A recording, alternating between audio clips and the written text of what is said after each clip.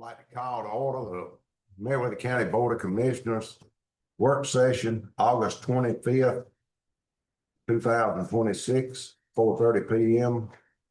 in conjunction with the Airport Authority, and I'd like to give them an opportunity to call their meeting to order. We'll call the Airport Authority work session in order on August 25th at 4:30. This time I'd like to ask Mr. Buster McCoy if he would to do the invocation followed Yeah, by I the would. pledge. Please rise with me.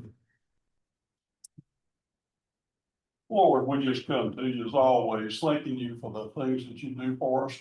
Thanking you even in advance for those things you're going to do during the near future. And Lord, we lift this body up to you, both the commissioners and the airport authority. As we go about doing the work here for the county, Lord, we just ask you to empower us with the wisdom that the job requires. And also, Lord, to give us the fortitude to follow through. Lord, as always, just please forgive us where we failed you. In Christ Jesus' name. Amen. Amen. I pledge allegiance to the flag of the United States of America and to the republic for which it stands, one nation, under God, indivisible, with liberty and justice for all.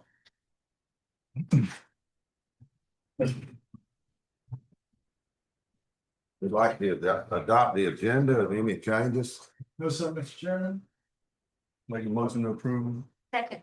All in favor? I'd like to adopt our agenda for meeting for today. I need a motion made So moved. and seconded. All in favor, raise your right hand. Carries. New business, discussion of airport authority budget and capital improvement projects. Mr. Okay. Chairman, the airport Okay. authority asked for a budget meeting with the board of commissioners, and with that, I'll let the airport take over from. All right, well, first of all, thank you all for showing up here with us so that we can get this knocked out of this past week. And this week we have been working on a budget, and we've asked Mr. Therengate to help us with that since he has experience in explaining stuff to us that we didn't know and whatnot. So at this point, I'd like to thank him first of all for helping us do this, but he's not charged us anything for that, and turn it over to Mr. Therengate. Okay. Thank you, Mr. Chairman. And, Mr. Chairman, good to see the board again. Spent a lot of time on the board, and it's good to see you guys. Y'all doing a good job. I appreciate what you're doing. Well, I was approached earlier this year by members of the Airfield Authority. We asked if I would consider assisting them with their upcoming year's budget. And of course, I guess in a moment of weakness, I agreed to volunteer the time and all to do this. It turned out to be quite a chore, but I enjoyed it, and I hope that something good will come out of it. Hope we'll create something and show you guys something nice. It's going to be a lot clearer moving forward. And as I start, I would like to thank, of course, all the airport authority members for their assistance, and questions, and everything. I'd also like to thank John for his time. I know he's busy. He's put a lot of time into it, as has Allison and Presley has been very helpful as well. And Tammy and Miranda, who certainly not done it without them. They are been really great. They're right on top of everything. Appreciate all their assistance. And Will Harris too. I'll get into that in just a few minutes. The chief appraiser. I appreciate his assistance as well. In our discussion with the members, there were several goals they wanted to accomplish, and I'll ask all of them now. If there's something I've left out, you guys please, include this in it. But those goals include an analysis of the revenue and expenditures to actively project the new budget figures, and we've done that. And I'll go over that in just some more detail in just a few minutes. We wanted to clearly present the capital improvement program projects and other projects and funding estimates needed to complete that. I think that's been a problem in the past. We don't know exactly what we're going to be getting. And of course, part of that is, it's a procedure you guys use, but I think we got a solution to how to take care of that and what we recommend is going forward. Most importantly, I think the goal was to improve the communication between the airport authority and board of commissioners. I know you guys all have a common goal and work well together, but we're going to propose some things we're going to do or they're going to do to make that a little clearer picture where you guys can more clearly understand. Because when you get too technical and stuff, it certainly loses me. And so I think that their goal is to be sure to have a clear line of communication with the board of commissioners on all matters that are airport related. That's one of the goals that we're going to talk about. And part of the task was for the airport authority members to take a more active role in presenting their needs to the board. I think in the past, no reflection other than that's the way that it's been doing it was the airport engineer came and made presentations. Of course, no negative on them. The engineers have their own special language, the way they talk and cover things. And sometimes that doesn't quite well to just a common person like me. So I have to even now I have to kind of stop the engineer sometimes. So wait a minute, back up and let me fully understand what you're saying. And in the past, they relied on the airport engineer to lead the discussion, which I think and they believe was unfair, not only to the engineering firm, because they were here to be technical, but to the board of commissioners as well, because it didn't leave you guys with a clear understanding of what we're looking at, what the objectives and goals were. So from here forward, the airport authority on any airport related matters, they'll be the ones that come to the board of commissioners and they'll be presenting the items that they're requesting. If they talk to the engineer ahead of time, get everything detailed, that's great. They will be the ones who will be coming and asking you guys, and that's the way it should be with an elected board versus an authority, and you guys are tied together. It needs to be that way instead of having a third party speak on their behalf. So that's going to be one of the things that they committed to do. Another way was to look at, we did this start, ways to reduce expense and also increase revenues. And with those goals established, we started the process. We first met, one of our first orders did was a meeting with Chief Appraiser Will Harris. So I looked at the revenues and I thought that doesn't seem like a lot of revenue coming in from the airports, because I think there's 27 table numbers there. And every lease that's there is required to have a plane site. And we went out about trying to determine the proper return. By proper return, I'm talking about is if you got a piece of equipment you're going to return, you're supposed to turn it into the assessor's office and say, I bought that on this date, and here's what the value is. So we went about it in a couple of different ways. Number one, making sure that they were on the digest, making sure they get a return. And right now it appears as if some did not make a return. Okay. And then we found that what the assessor's office was doing, and probably the issue of time and having staff and feel good, what they were doing was taking the return number. So if I had a $200,000 aircraft and I said it's worth $20,000, that's what they had, $20,000. And so one of the things that we've asked them to do, and they've committed, have already moved forward with that, was number one, let's check and see if we got all the aircraft. Okay, we need to do that. They've sent out notices to the aircraft owners. Another thing was to get some kind of NADA, some type of report that would show what the average value is on a certain type of aircraft based on year and whatever. Just like you can do on various sites for your car. And in addition to that, we'll, I think, went out and looked at sales of similar type aircraft. So we have a lot that appear to be underreported. Even if they have reported, they appear to be burning in lead. And so we were concerned about that, hoping that we get to the bottom of that. New notices have gone out. And I would say this, because we brought that up in the meeting as well. If someone was there, say, for the past 2 years or 3 years, and they haven't paid on their aircraft, and they haven't filed to return it, we can go back 3 years and collect those dollars under a non-digest type scenario. So I think that is the goal of what we would do. So I think the airport authority has good records on when the buildings were leased, so we'll be able to tie that in. They should have had a aircraft there on the day they leased it, shortly thereafter. And so we may very well, in some situations, be able to collect not only this current year by going back and picking that back up, but also potentially 3 years back taxes on when they did not pay. And that's That's only fair to the other aircraft owners who, were down there and who, actually returned their property properly. They've been paying tax and maybe their neighbor has to, but I talked to Will today and he's not got any response back from those notices.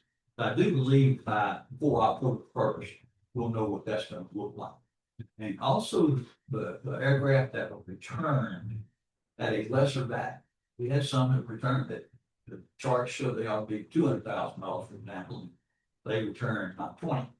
Well, we need to see that. And if that's the case, what we'll do is we'll reassess that. And we'll charge them the value that it should be. And then they'll pay the correct, amount of taxes they should be paid. And what that should do, if that's the case, that turns out to be the issue, and I think it will be. I know last year when they were projecting what those revenues would be, the amount coming back to the county bus airport was $14,500. And I think that was projection, would turn out to be about 24,000. We've actually collected more, but we get these new numbers back from assessor's office. We'll be able to project what that number might be. It could be, it could be something in their system that's just not showing what it needs to show, or it could be that we're missing a lot of aircraft. And if that's the case, we may see our revenues go up, pretty substantial, which is, I think you're gonna find some of that, very least. So that's what we're looking to do with that. I have given each of you this particular chart, okay? And this is the budget chart that we've Can I ask a question right quick? Yes, sir. So we've started a project, so to speak, of investigating all of these tail numbers and what the values are and getting all that updated. And you said you're walking away from it after this meeting, or so who has the ownership? Is it the board Real. that follows up and see where we're at and then report back is what we found and It will be the tax assessor. the tax assessment? Yes, you will. And of course, yes, I'm walking away, because I end up with so many projects, I keep getting my own stuff done. No, I was just saying, if people are gonna be there to kind of keep pushing where we at with this, who was doing that, so we can just say we're doing something and 6 months later, we haven't made any I'm progress. not gonna walk away and leave them not following through.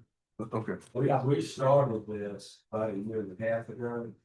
Yeah, we will. Everything y'all can do to help us. Push accessible.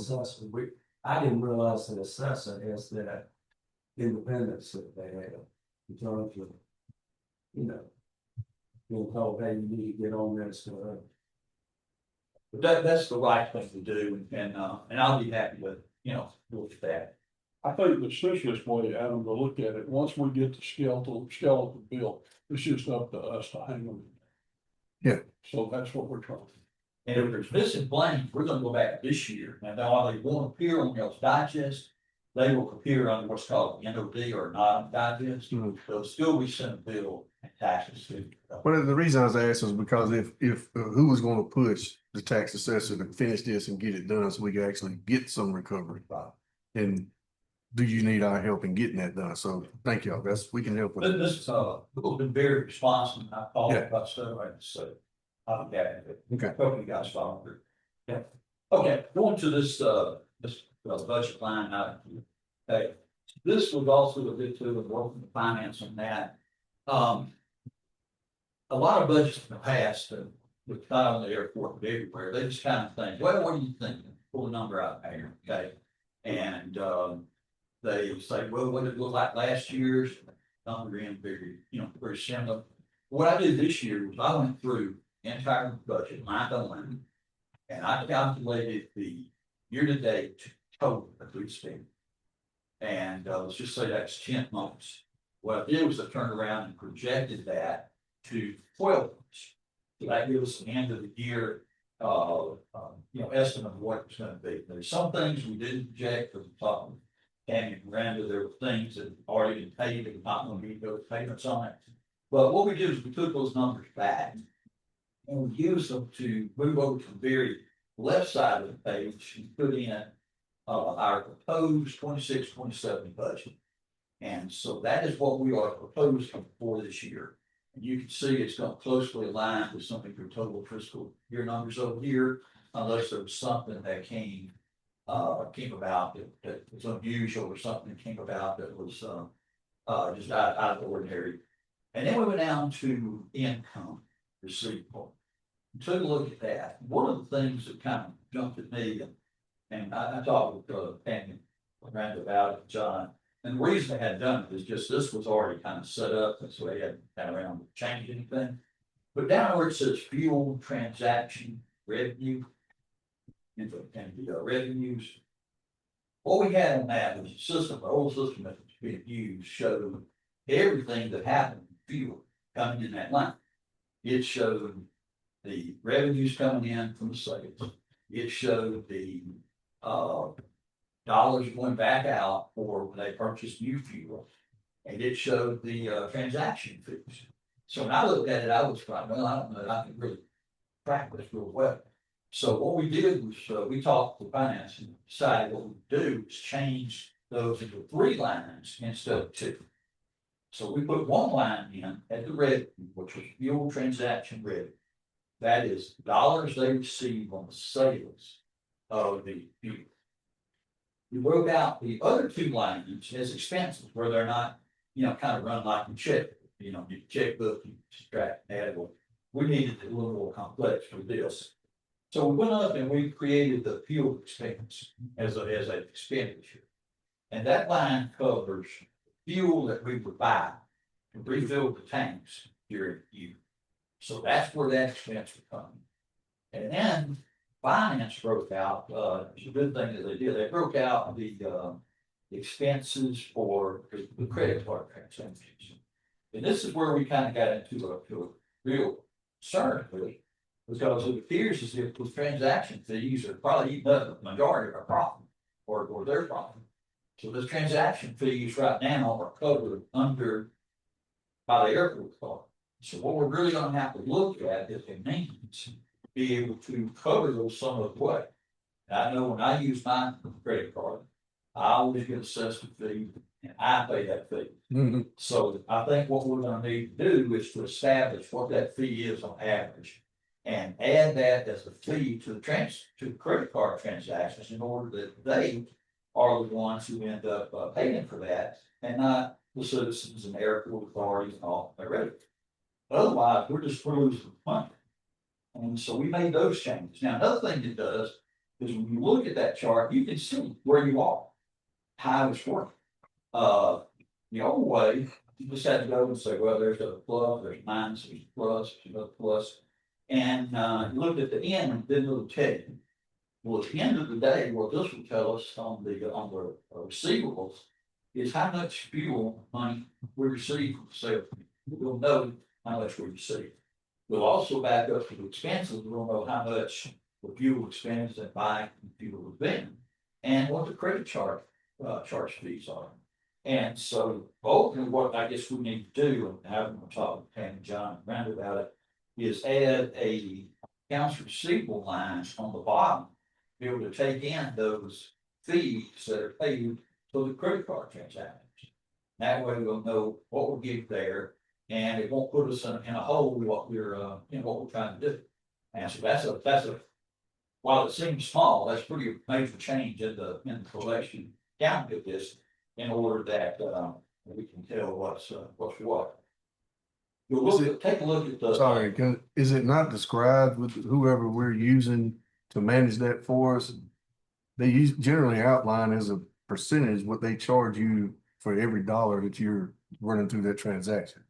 So it should be easy to calculate, and if it's $10 a gallon for fuel, then and it's 3% or 4%, then the sales price is $10.30 or $10.40. And I don't know how the contract reads, but I will say we need to review the contract, see what that is, and we need to put in the charge of revenue where that goes back to the consumer and not there. Right. But we should have that somewhere. Yeah, the last time that Paul checked this, we were using a company called Heartland. Yeah, and they were charging, if I remember correctly, 0.0234% or something like that. So it's like a little over 2 cents per dollar. And but we don't know if that contract has gone out because we have a new fuel system now. We don't know that yet, but that's something that What call, to find out exactly, because we may be able, and I don't know this, we may be able to shop for a different Vendor to do company yeah. that does the umbrella of the different credit cards that's used. And I don't know exactly how this works, but you have a company charging you guys percent to deal with it. Does the credit card itself have a separate charge that they charge back? 'Cause I know some of them seem to vary, one is more than the other. I don't really know exactly how that works. We shouldn't, it shouldn't impact us if it does. It should be the card holder that gets that. That's right. Right. That's right. So- And that's what we're trying to shoot. Part of it. Okay. And we've gone through every line, and I know finance looked at it, John looked at it, I think that'll. We'll be able to tell you whether or not they have concerns for that. We did, actually look to the left, you will notice it is balanced budget. With 379, 372 income, 372 expenses. Those numbers changed some this year because we've moved around some of the dollar amounts that were listed for each year. Yeah, to me, something's not right on the, like you talking about the credit card. Right. If you look at, May of 2026, there was $12,708 fuel transaction. Credit card fee was $2,459, and then in April it was $33,000, and the credit card was $1,096. I would think that's a lagging expense. Yeah. Then it would be, that 2,400 would be for the prior month, which was 33,000 in fuel. Yeah, maybe. You paying it a month in arrear, I would think. Absolutely. I don't know that I'm right there, but. That is correct. Of course, the numbers are gonna need to catch up. You're gonna have a time just bought a tank of fuel. Yeah. You're gonna be, negative on your revenue versus expenditures. But hopefully at the end of the year, we'll make that up. And we can track it month. Useful school that. You can see there's more activity in the summertime, people buying because they're flying more instead of winter when it's bad and cold, that sort of thing. And we use the hangers, the remnant come bottom, so this make remnant come. The reason we use 125 instead of 127 is to do some of the work that needs to be done down there. The tie down areas are gonna either go away or be reduced. And so when that happens, that revenue eventually goes away. Which one was that you just mentioned? That is, it is on, rent income on the very first line on revenue. Okay. And right now, we only have 2 of the unit, 3 of the units rented. There are 10 there, so you could pick up another like $4,200 or something. But I learned in conversation that whole revenue line would go away at some point. Tammy and I discussed it, decided just to leave it like it was this year. And then, of course, so we can adjust it as we go forward, look at it. Why would that go away? They're gonna pave, Round. okay, they'll pave the round. And What does that got to do with? where it is right now, where those airplanes are tied down, it was embedded in the ground and all that. It is too close to the center line of the runway. It's within the 250 feet. So when they redo the ramp, those tie down holes where the ropes are will be covered up, and we'll either have to move them, on the south side or somewhere else if we're going to have any kind of outdoor tie downs at all. But just with the uncertainty of that, we decided that where it was. Yeah, but the rest of the rental income stays. It's just those 10 tie downs. Okay. All right. Yep. All right. Yeah. Sorry. It sounded like you were saying the rental income's going away. Oh, God, no. All right, and any other questions on the line items? Yeah, and John, I know you looked at them, Tammy, you looked at them. We analyzed them back and forward. They were not, yes, they were based upon, analyzation of past expenditures and what might be coming down.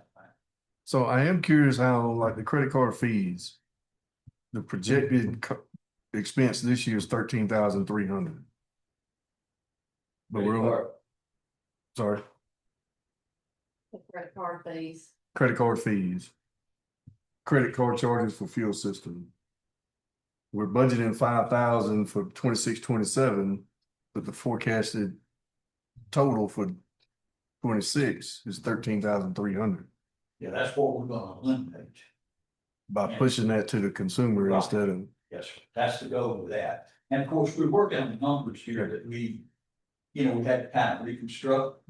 And determine based on what expenditure were, with all the fuel expenses and revenue, were all in one line.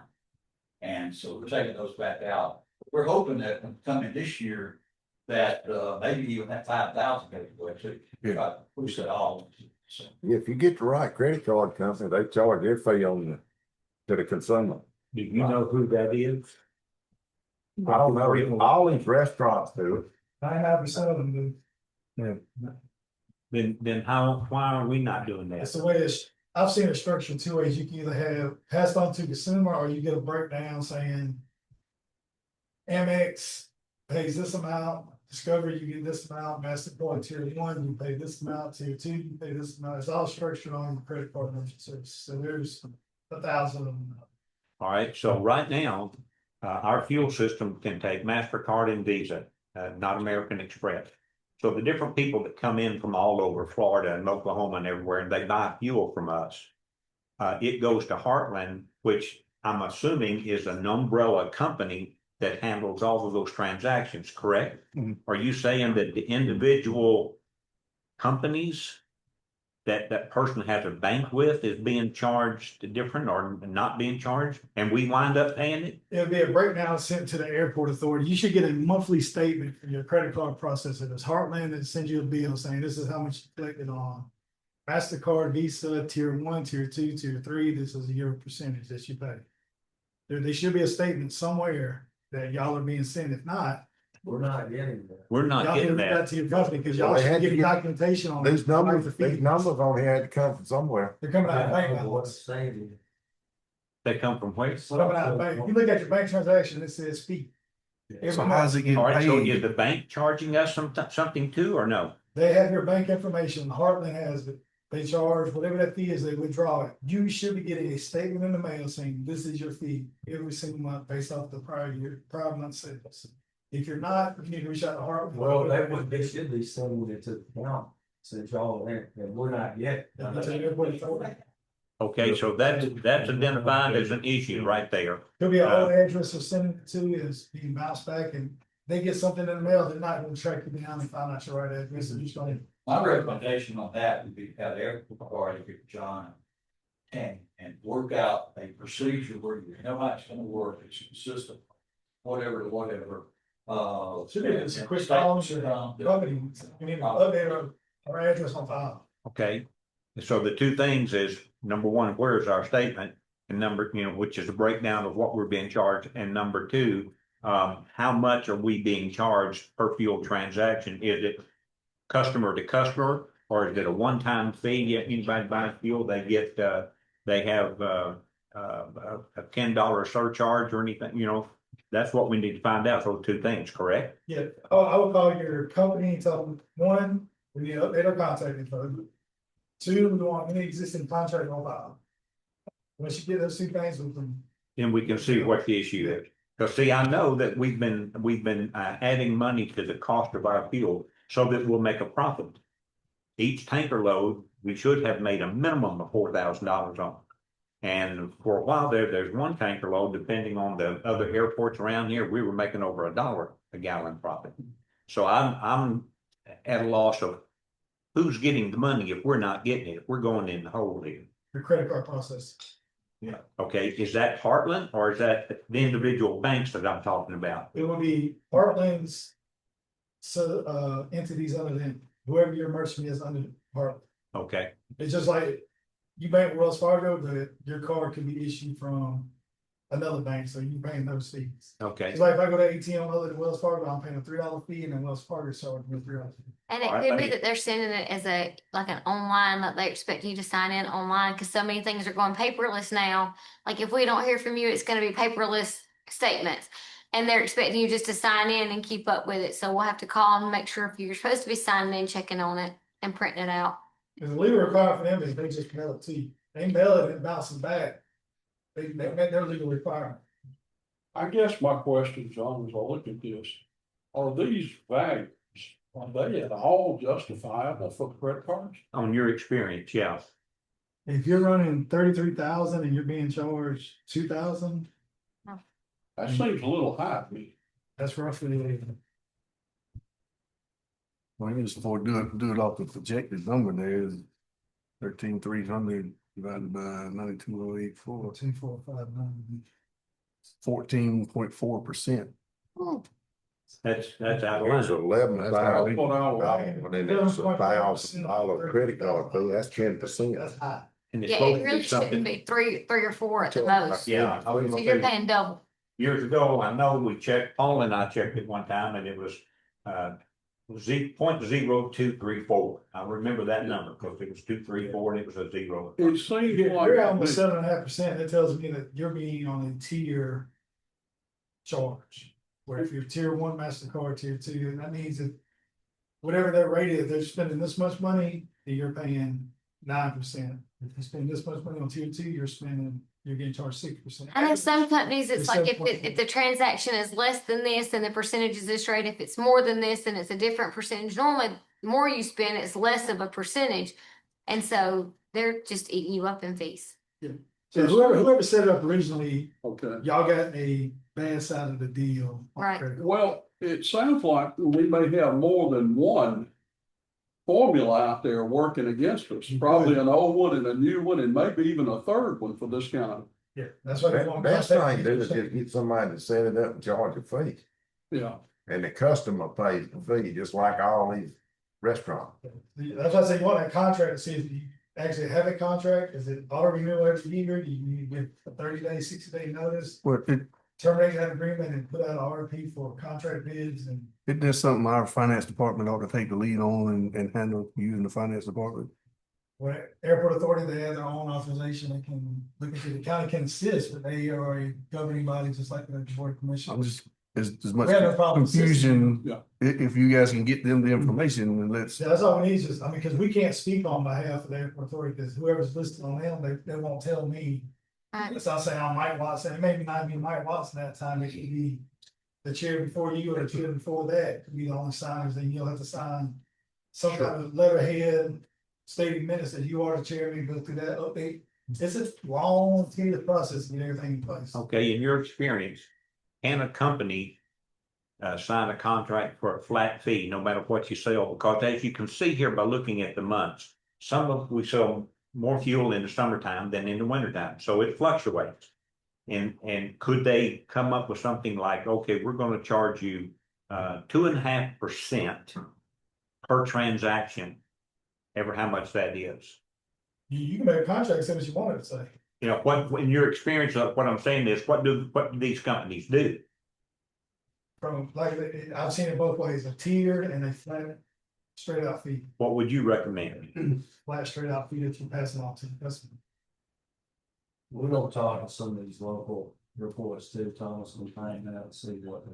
Cause either you got one option, you either pass it, if you get it down 3.5%, 4%, you pass it on to the citizen or the customer, it's more like it's not a citizen, cause people flying in. So you have them pay it, or you bump your cost up to offset that charge. That's your only two options. Add that, ever how much percentage, 5% or whatever to it. So then you're hiring the fuel and everybody pays it, but I'll just pass it on to the customer. customer. I mean, it's custom, everybody's used to it. Now, when they swipe that card, they know 3-4% is being charged to your card. But you gotta have that disclaimer, all credit card transactions are subject to a blank percent charge. That covers you. I guess, John, I may be just a bit vindictive, but if I look back at these and I see somebody charging me that wasn't supposed to be charging, or there's a double charge or something happening out there, can we recoup our loss? You have a appeal process, so if someone disputes a credit card transaction at the airport, say I went out Same and as filled up the- yeah. $3,000 of fuel and I got double.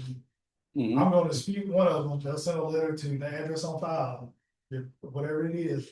If you don't dispute it, they're automatically gonna erase it. You have a chance to notice a legitimate charge, you state your case, they investigate it. Then they question the person who actually initiated the fraud. Said, well, you really wasn't double charged, or I could get 3,000, that wasn't me, and I get it, I'll get my money back, because if you don't answer in 30 days. They're getting back my money, I got free fuel. So we get the information from Heartland we are authorized to bring it to Tammy and let her. Yeah, the county See can what- assist y'all in any way at all, but it's the main thing is contact them, find out what address they're sending things to, and who are your point of contacts, cause. I'm the chairman of the board, who is the current contacts, cause I need to update the record. Okay, I'll send you the letterhead, I'll send you the minutes. I am the chairman, this is the vice chairman, this is the treasurer, these are who we want listed on our. Send us a letterhead, dated with the airport authority, prove that you are the chairman of the board. And it should make that change instant flow. There's not weeks, they're gonna be on their time.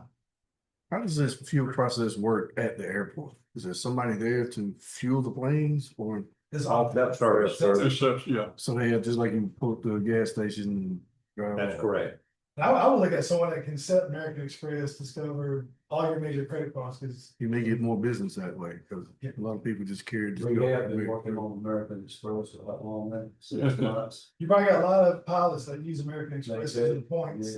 Yeah. If you can get that as a service, then that's just more. I know American Express normally charges higher fees, so, and those are on the vendors, not the customers. So it might be that some of those, you might have to figure out something if they're paying with American Express, cause I know, like with my parents' restaurant, American Express was the highest fees charged.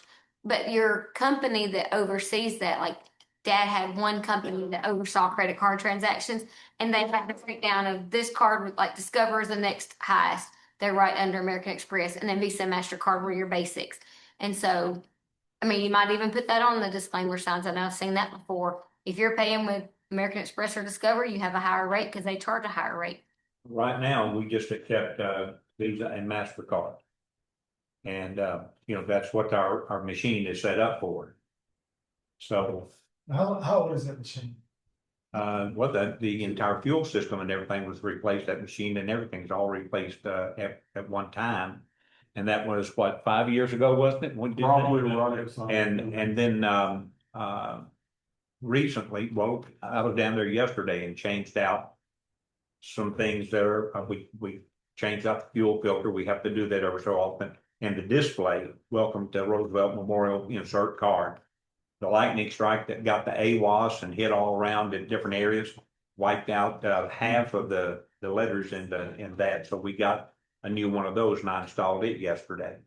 And it's up and working, working fine. Yeah, I would get that contract and I'll have to shop around and see if you can get you a better deal on your rates. And then you want to pass as little on as you can to your customers, but you want to pass it on to them. You want to find this rate because you have. Most of them is okay, show us how much you have brought in income wise and we can tell you what the rate is. And you have evidence of that in your budget. Say, here's our fuel receipts, this is what we bring in, what's the rate you're gonna charge us? And there's 100 different ways you can formulate the rates that you have. There again, the importance of kind of analyzing this on a regular basis is that, we wouldn't have discovered this without changing the methodology, how we did it. Once we did that, and come back and said, we got this problem. So we should be catching that, and there's, that's the reason for that. One thing I might comment on that is I would contact the surrounding airport to see how they handle those fees. Because if you add it on to your fuel cost, it may look like we're not competitive. When actuality, they're putting theirs on afterwards, and putting ours on first, so maybe put ours on. And then have that statement, like you were saying, there'll be a certain amount of percentage. That way you can advertise the fuel price. That's what they do. Gas stores, they advertise that. Gas was 10 cents higher if you use your credit. Yeah, that's right. So anyway, okay. Any other questions on this line item budget? And I was like, you ain't gonna do a percentage, you can do like gas, 10 cents more if you use, well, everybody's gonna use cars, so you just bump it up 10 more cents. Well, you can still put the cash price and credit price out. People see when you pay with a card. If, But I don't mean, say collect cash at the all days, all the Yeah, cars. see, ours is all self-service credit card. They kind of look at that, because if you offer a cash price at the airport, you'll have people fly down and look for how to pay cash. hey, if it's worth paying a person to come in and take it, I'm just saying. But some of these planes, they fill up, it's $3,000 a tank. I wouldn't approve with that. Somebody out there taking money. It eliminates the temptation of.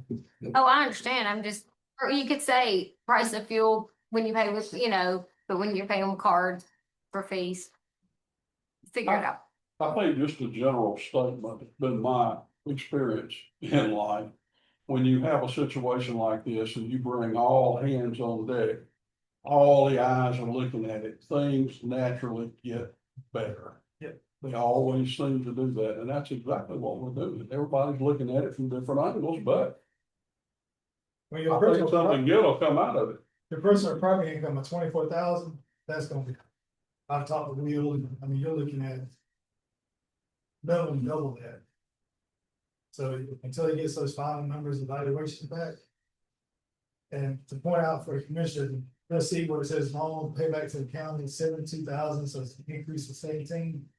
That's a number put in there just to balance the budget, because any excess funds they have left over for revenue, but that. Right. So if you question why that's 17,000 more, it's just a balance the budget for that money come back to the county.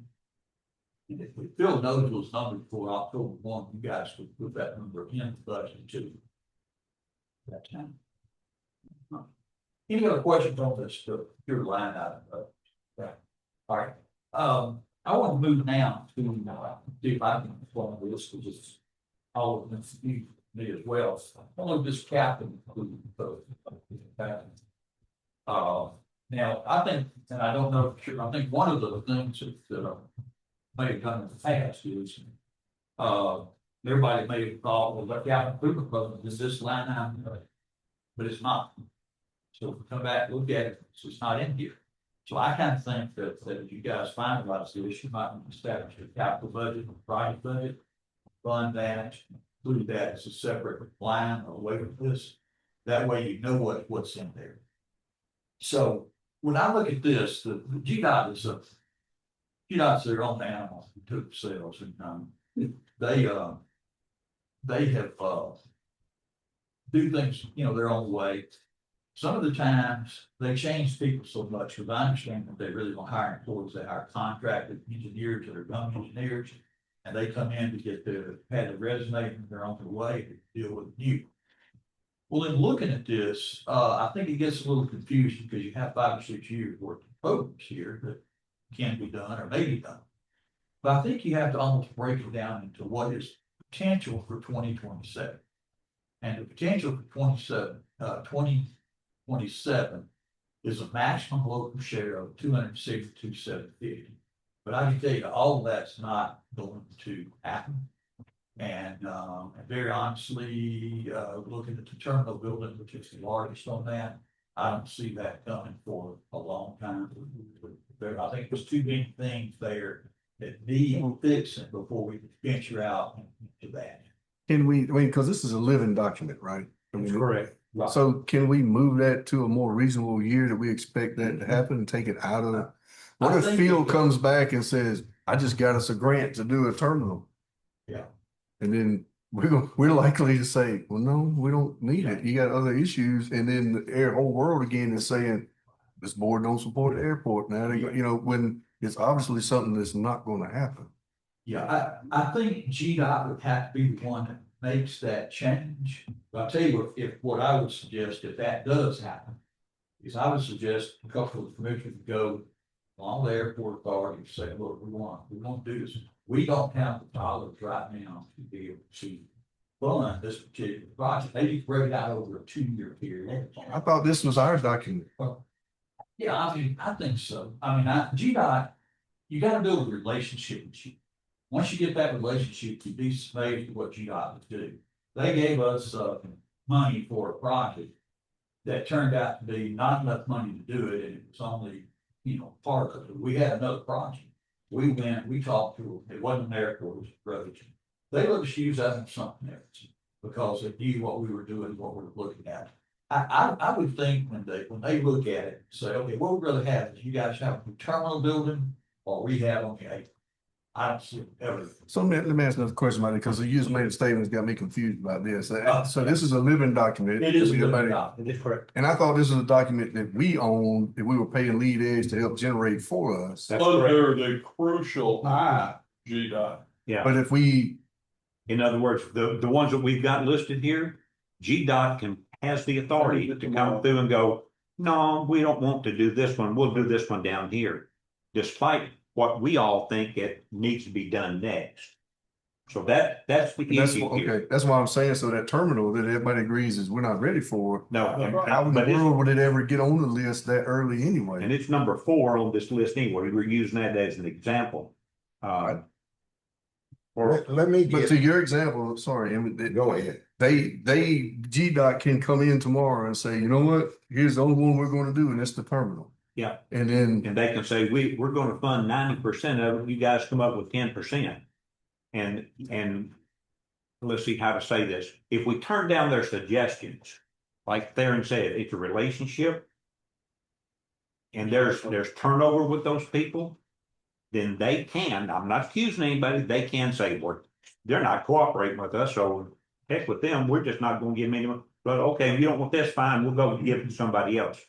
And then we're kind of stuck. But I get also, that. if we establish a relationship and we can come and say, look, you pick terminal, but we really need the apron rehab done sooner. If we reach out, there's a possibility that they can say, okay, they're gonna postpone the terminal, even though that's what we thought right now. But there is a chance that they will switch it, and it's not like under denial, That's correct. but we can establish a relationship and make a request to them. That's correct. We can cross our fingers. so you answered my question, if we can't say no, we just jeopardize that relationship. But yeah, We do, and it could be that what we were asking for gets put off forever. yeah, Right, because, And it's like you were saying, when they're making the decision up there, they like everybody else. They remember the last face that came in front of them. yeah. And that's what they think about. I Good. know okay, what did 109,030 we got for that road that time? We didn't have a dime to do this. There calls up there and doggone if they don't fund it. It's $150,000, because I knew the guy who was in charge of the fund. He knew we were gonna do what we said we were gonna do. So I called him on the phone, he sent us $150,000. We sure did. now relationships matter, yeah. Yeah, those are the keys, and we also had an issue with Airport Authority when I first came about some back engineering and some other stuff. And utilizing the contacts there, we resolved that too. So what I'm saying is that I don't know that the GDOT uppers will push something on you that you don't really want, you don't really need. I think, and I'm much more familiar with the roads than I am with the airports. But I've been able to change roads, move roads around, move projects around before, just by explaining that to them. And so I would suggest that that's gonna become a low priority, that we maybe start building that conversation with GDOT. So look, hey, this is a an expensive and a lower priority for us than having to fix the runway and do these other things, which are purely safety issues. They're gonna choose safety over aesthetics every time. Over economic development, that's what this really is, it's got two parts. Safety, what has to be done, and what you're doing to expand your report and make it more viable than you'd like. So if we're cooperating, and like Phil says, making some contact with these GDOT people, I think we got a chance of getting what we need when we Right. versus being at their whim, because they do.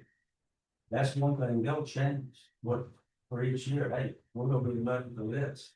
We just have to be ready to make that decision. And, okay, we'll take them for this, because that's what they're on. Does anyone on the airport authority already have a good relationship with anyone with GDOT that does with the airports? I mean, have we relied on Bill, like Lead Edge Designs relationships, or have we started building any on our own? Here, I'll answer that. Just right at a year ago, we got a new GDOT representative, the project manager for our airport. Okay, Damon Carr, we met him, and we've heard us talk about, we get a TA, a tentative authorization or allocation for the projects. Well, when Damon came on board, the previous guy wasn't there to introduce him to us. That's fine. Bill and Whitney had worked with him, and so they knew him. We met down at the airport. The outgoing guy wasn't there to hand off the project. And the new guy, Damon, was like, he was surprised that we did not have that PA letter in hand for us to do some of these projects. So he said he'd check on that. Well, just about a month ago, wasn't it, Buster? We finally got a TA. from Damon. And at the same time, he announced, by the way, I hadn't been here but a year, but I'm being changed now, and your new guy, we're gonna introduce you to him. What was this, past Thursday or? It was Noah. Yeah, so we met him. And Right. young guy, and so now we gotta start all over, educate him on what we're trying to do, what's been done and what we're waiting on. And again, we're waiting on the TA, that the one we got wasn't exactly what we were asking for, if that makes sense. So we're trying to, without making a big stink about the whole thing, we're trying to get him to say, this is what we asked for, this is the amount of money we asking for to do this project. And not this amount of money to do this one over here that this TA says so. It makes all of us look bad. It makes us look bad coming to y'all and saying, this is out of our control. And we just now get it right when it's time for us to try to figure out where we can get some money and get our projects and stuff done. So, One thing I will say, GDOT been back on the water, because we were told we made progress. That in these trees, the money will keep coming. And in that meeting last week, they turned around and said, no, you need to do this before you get money for the April project. And that is not what was said. no, And the problem, and that's what we've got to decide as a county. How do you want to attack this? Do we go in at the level we're dealing with, the GDOT, like Darren says, and try to establish a relationship, try to convince them where we're coming from, or we're going from the top? Because somebody in GDOT is not doing their job, in my opinion. I'm not speaking for these guys. I'm speaking for me. But when you tell us one thing, and then you won't put it in writing, the letter you just sent doesn't match the amount you're getting, and you're asking us, well, just don't worry about it, go ahead and spend it. no. That's something we can't do, because that can be classified as fraud. Hmm. We don't want to do that. People go to jail for that. So that's what we're dealing with, the GDOT. Here's my recommendation, Matt. I don't think that you build that relationship with these new guys that come in. Because by the time they learn your name, they're somewhere else. What you gotta do is you gotta build your relationship with Wilson and Murray. He's the head. You gotta learn and get to know him. You gotta get to know Holly.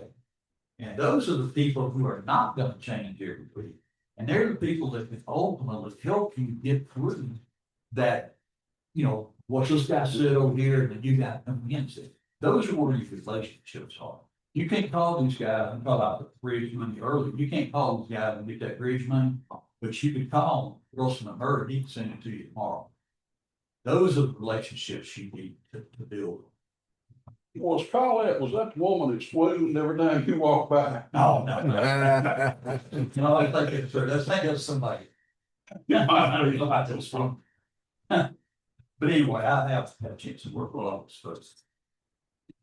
I would say, let's have a conversation, let them understand that maybe this tournament is not our major project, and let's look at the safety. Now, what we're looking at on this, because I've got this list that needs to be considered. And then I've got another list, which is, and I apologize for my right here, was these two lists here. These are things that are not going to carry GDOT funding. But I'll tell you this first one here, and these guys can tell me if they're different. This cleared trees on that end of the runway, is that on the north side? That is $107,500 estimated cost of that. That is a critical situation, because the trees are such that they're blocking the I guess the approach departure. They've already had to, and you have to flip the one of the ends of the runway where you can only come in on one end or leave. Well, no, if the FAA or GDOT displaces the threshold because the trees are still up into the glide path, Right. then we've lost that money that we just spent on that end of the runway. The pappies and all lights being down there, all that would have to be moved. Okay. So then you end up having to pay again to move it back once the trees are gone. Okay. So the thing is, the trees, and we did it on the south end, and like Doug said, when we were told, because we were right there, you do this and the money will keep flowing. And now we come in and the new guy says, Well, no, you need these trees off on this end too. So we don't lose anybody. A displaced threshold, we got a 5,000 foot runway down there. If they wanted to, they can move us back to 3,000 foot all of a sudden. Well, guess what? You still got a good runway, but you can't put a plane down there. You can't land one. You You can go can't down there touch to it. take off on it, but you can't land on that end. That's right. So I bring that up to say these are projects that need to be done as well. And what I talked to Phil, the engineer, about it for the technical side of it. And I talked to the airport authority members. Last year, this year, I guess earlier, you guys approved $200,000 worth of project money for the airport. For a specific project. We approved for a specific project. For the airport, okay. For the apron that we were told we had to do Yeah. based on this. And see, capital. right now, they don't know whether that's what they're gonna be able to do or not. And, so my recommendation is this, that you guys take that $200,000 already approved, it's already out there. Don't add any more to it. Put it into a capital budget for the CIP project and for the clearance project that's here. And, Bill says they can manage within those dollars to get those projects done.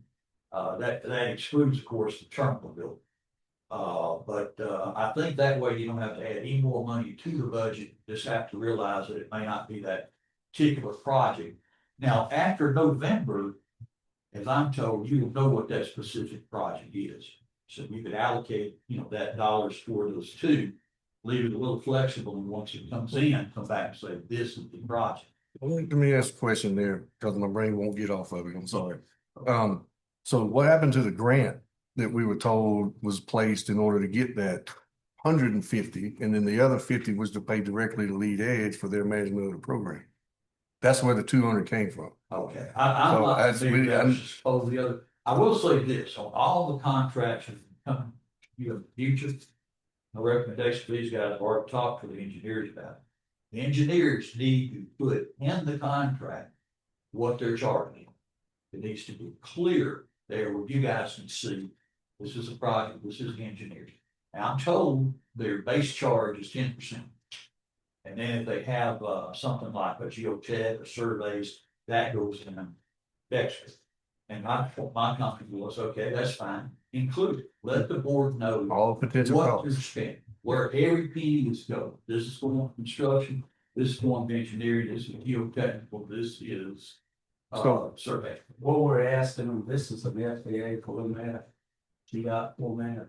We're asking for a different format that includes everything. If you look across, like I say, this is what a document. Yeah. But it will have an estimate of, say, engineering costs. We do need to tell them months. But for this $200,000, we have to go back and rescind that motion and create a new one, because it was tied to a specific event, tied to a grant funding of that Well, event. this is something where y'all really help us, really help us with GDOT. This is so convoluted. You got the FAA saying your ramp needs to be repaired. Mhm. The money flows through FAA, GDOT, because we're a block grant state. And then you got GDOT saying, we're not gonna give you the money that you got the troops. I mean, it's kind of did our lawyer here tonight, but you see what I'm saying? No, I do, yeah. Well, we've got to have a strategy. I'm all for relationships, but it doesn't excuse them from doing the right thing. If they're not doing the right thing. I mean, it's a business. We can't be, quote, scared of GDOT, in my opinion. We would think they would make notes from conversation trying to vote for the new person, but apparently. Well, there's something going on in this organization. I don't know what it is, but somewhere up the chain, above the people we deal with, Something's wrong there. something is not right. I'm just telling you. That's not the way So- it should work. We're gonna run out. So all of this list here totals $129,275. I think that the And this is- majority of that, would be that 107, that's all Yeah. the county paid. But in talking with Phil, and I believe the way things are gonna come, if you have that $200,000, that you guys could just reallocate for this year's budget. And allow, say, the project be brought back in the future, once they know what it is in November, you'll have the dollars out there. They're not gonna spend the dollars without coming back with a contract and approving, you got it anyway. And I think that way you can fund it, where they don't have to come back in and say, oh, by the way, we need some more money. And kind of in my way of budgeting, if I run out of money, I stop doing what I would think if I do. And, One thing we've got to be careful of here, the FAA's told us, GDOT, if these trees are in the water, there's liability here. No, there's no question that part We've needs to got be to done. do everything showing us we are being proactive, but, they're And we trying to tie our hands. So they're not even gonna give you the no. money for None the, of for No the match. April rehabilitation. Well, we don't know. We don't know, Until you because get the the letter trees that done. we got said the amount was for the apron rehab, that dollar amount from GDOT. Yeah. But instead of saying apron rehab, it said runway crack seal and remarking construction and tree removal. That wasn't what we had said They into. don't even reimburse for the tree removal unless you go out and buy the land. Yeah, you gotta buy the Buy land. that domain, go buy all that land. and We're not gonna say, buy "Well, their we land." might reimburse." But that's, It's frustrating. That's why I said the 200,000 would allow to have enough funds there that would allow that removal of the construction of the trees and cover whatever I think will come on the CIP. I don't We think so. We had to have legal look at that, because I mean, we made a motion to tie Yeah, we specifically. made a motion to use it for And that we've specific also- thing. We also committed to GDOT FAA to support the matching funds of that project with a grant. So we can be putting ourselves out there for 200,000. We're spending 400,000. That's not. We need to find out if that's, Mr. Royce, I can address that. Yes, the board did approve 200,000 for the apron. So the board would have to rescind that motion. I'm looking at this for local share, it's $50,000 for the apron. So there's the other 150. The utility relocation for 13,750, that's been done. That happened when all the stuff. So this is not a updated list of anything. well, So that's the not even- relocation was for if you did a new term. It was 50,000 That's for the what that's- local share and 150 was field salary. utility and that's tied together. Yeah, that's why I can't remember what the, 150 was field But salary. their percentage with the 200,000, like how we go from 50 on a local share to another 150. The board would have to rescind that motion. And then approve to allocate. You know, if they want to do $200,000, we can budget for $200,000 and then they can do the runway tree removal. And a couple other local shares, like I brought up there, but I would recommend. The board allocated $200,000. The airport authority opened up a CIP bank account, that money goes in there and it's transparent to the board every month, here's the balance that's sitting in that CIP account for the airport. When they spend the money, just let it remain. Do we have that in the interest bearing account? We can't. And anything you don't spend, you can leave in that account to lessen your impact. Next year. And that works, that works pretty well. You just allocate it to your We'd have to But discuss. they, it can't be spent till it's approved by who? board. This board. You'll need a contract and all for that. Again, we'll make sure, I've been told for that contract to be detailed, that you guys know every aspect of what the deal. Okay. And we'll address that at the next, not this week, but the next meeting about rescinding the 200,000. Yeah. Maybe one, if listening further questions on the council side, there's one little further, consideration that, maybe for to take a look at. Right now, the, airfield authority are all volunteers, they're gonna be paid. They are down there, I talked to Doug the other day, he said, I've been down there four times this week, and then I talked to him again, he's been down there 7 times this week. And I know that Paul and Mike and supposed to go there quite a bit for anything that comes up. So one of the things that we wanted just to ask for consideration, I think we'll probably talk to the staff about it to get their thoughts on it, but maybe take and hire someone as a part-time person down there. Maybe you could have different flexible ways of collecting payments if you back in. You could also probably eliminate some of your cleaning costs, you could go to every 2 weeks instead of a week. You could have somebody to cut the grass around the buildings there, but right now it doesn't get cut very often, every 2 weeks. You could have somebody who could fuel the fueling down there for, be sure you do everything with that, just fueling. Arrange for delivery and, any other minor problems, issues that come up. And I think if you look at about 20 hours a week, that would be flexible, maybe a little more this week, less this week. Might be a good investment, you know, because I know we're calling a lot of these volunteer guys to be able to do that. And, I think if you include it in your payroll, you can cover the liability you might have from the refueling. And I think there's other costs you can do. And also, I know that, Candy and Randy use a little bit of their time, more than you would think, from trying to arrange these bids, get these invoices in and tracking projects. You can take that off of them, and I know they're pretty busy, because time I've been up here, they've been running the whole time. So that would be another consideration of that. So, I think the authority would like to ask for consideration of that, and, we could look at what that might do, and reduce some cleaning costs and some of the other costs. I think it would give you a smoother operation, not having to volunteer on, you know, pure volunteers, rather live, and maybe out of town. You know, just don't hold out. So that's a consideration. That's also. Maybe you can have a caretaker like they have at the lake. Very similar, that's Yeah. what you say.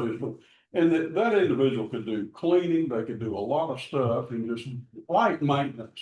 See, we're hurting for that. Yeah. We don't have anybody to do that, so, and when lightning comes in down there, sometimes all you gotta do is flip a breaker back. But man, that's a trip down there.